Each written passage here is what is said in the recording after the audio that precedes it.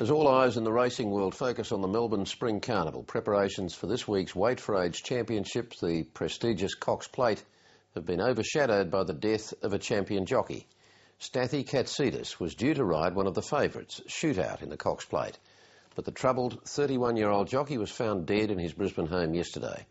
Rebecca Bailey reports. They're about to break race one. The gates open and they're off and racing, and that's Katsidis again, is it? 3 for him for the day. Stathi Katsidis was riding high after winning a treble at Brisbane's Eagle Farm on Saturday. I think I'm one of the best riders in Australia. I've had a lot of fun. I've won premierships going, I suppose, 3/4 pace, and I'm just ready to turn the throttle right up. Well, he's a superstar. Well, he was one of the best in Australia, and maybe he could have been one of the best in the world eventually. But Essington is still the leader, going strongly in the shadows of the post, and Essington's home. The 31-year-old champion jockey was looking forward to another big week. He was bushy-eyed and he was ready to go with the greatest week of his life, riding in the Cox Plate in the Melbourne Cup. And he genuinely believed he could win the Melbourne Cup. So there's going to be a lot of emotion riding on this Melbourne Cup, I'll tell you, and in the Cox Plate on Saturday with Shootout. But yesterday, after a night drinking at his Brisbane home, Stathi Katsidis was found dead by his fiancée. Police say there's nothing suspicious about his death, but they'll wait for a post-mortem examination to discover just how he died. Well, I think all jockeys are risk takers, and they live high on adrenaline. That's as far as I could say about him. You know, he was certainly a risk taker and a thrill seeker, and game as they come. You know, so. But I don't think he'd try and destroy himself.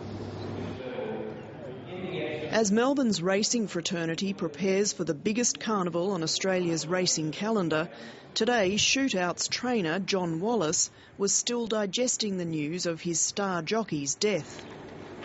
He seemed really good, you know, and I think everyone's got their demons, but Stathi seemed to be over most of his, you know, but like riding racehorse, a high-pressure game, he was riding this horse in a big race, and, you know, maybe something to happen, I don't know. In 2008, Stathi Katsidis was arrested for drink driving and had his driver's licence suspended. He was also fined for illegal possession of performance drug clenbuterol. A couple of months later, he tested positive to ecstasy, prompting Queensland racing authorities to suspend him for 7 months and demand he go into rehab.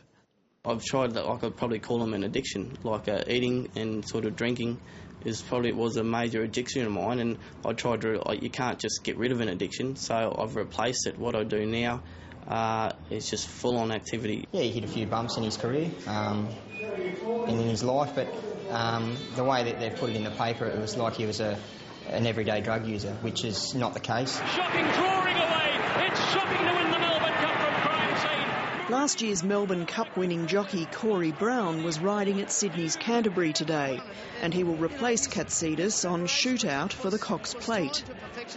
Honestly, you could have blown me over with a feather. I couldn't believe when I heard the news about 10 o'clock yesterday morning. Very sad, and he'll be sadly missed. Stathi Katsidis was constantly battling his weight. Normally weighing 62 kilograms, the jockey had to lose 9 kilos to race. Most jockeys are riding probably at least 4 kilos under their normal, so that's an occupational hazard with jockeys.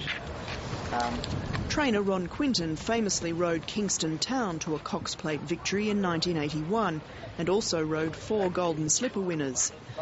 Racing New South Wales has recruited him to help young jockeys deal with the pressures of their job. Facility for jockeys that get injured, we have some counselling for them and things like that. Do you think that it is a prevalent problem, drug use, amongst the jockeys? No, I don't. Sporting people are so scrutinised because of the competing with it in your system. So, you know, they're scrutinised very well. And it's a tough game. The racing game is a tough game. Sure, we're all friends and we all support each other. But when you're down, you know, racing can kick you as well.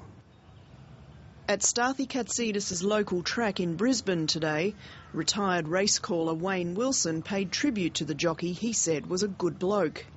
2 weeks ago I was here at Eagle Farm and we were standing on the rail and I pointed, I said, "That's Stathi Katsidis." He heard me say it to my grandson and he came over and he gave him his goggles. And the young boy has slept with those goggles on every night. Former stablemate jockey Michael Rodd also has fond memories of his close friend.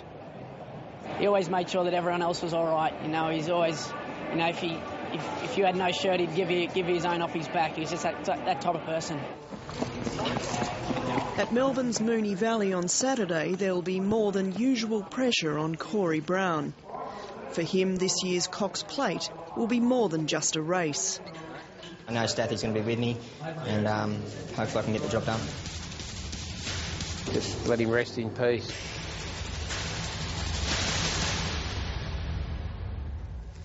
Rebecca Bailey with that report.